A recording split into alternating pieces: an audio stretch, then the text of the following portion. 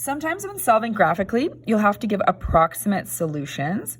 So in example 3 here, we're given the equation here. It says solve this graphically and state your answer to the nearest hundredth, so 2 decimal places, and then we're going to verify your solution algebraically. So in the solution here, it says express each side of the equation as a function.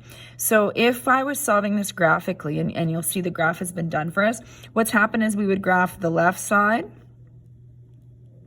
like so, and then we would graph the right-hand side.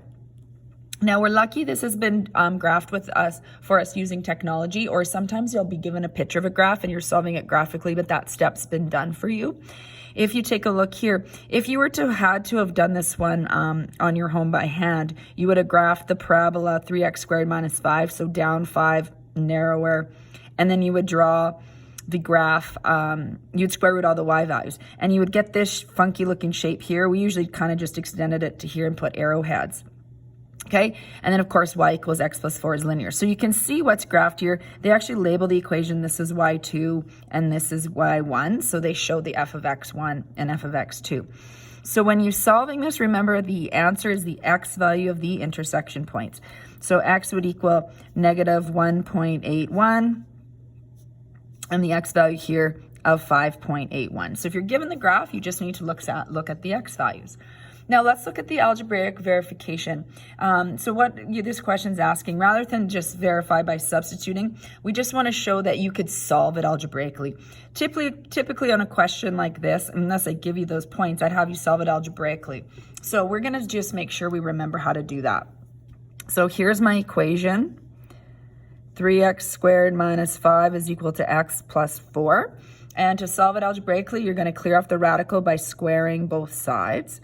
So you get 3x squared minus 5 equals x plus 4 times x plus 4. We're expanding that. We're going to FOIL this out, so nothing's changed here.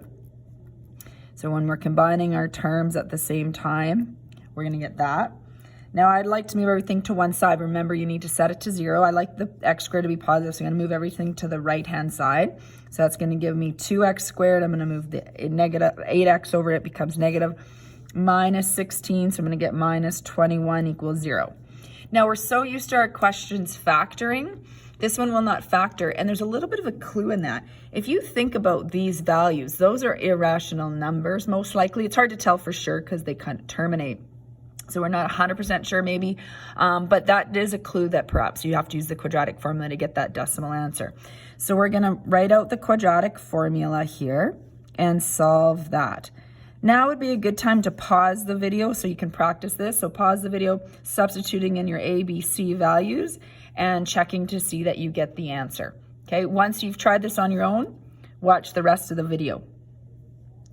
All right, so I'm going to substitute this in. So negative B, so I'm going to put in 2 negatives are going to make a positive, but if you want to see how it's minus and then negative 8, I'll show my work there. B squared, so negative 8 squared, make sure you put brackets around that negative 8, minus 4 times 2 times negative 21 over 2 times 2. I was putting a in there again for some reason. Okay, so x is equal to 8 plus or minus the square root of 64 plus, when you multiply this, 168. By the way, you would have a calculator because you need it in the last step.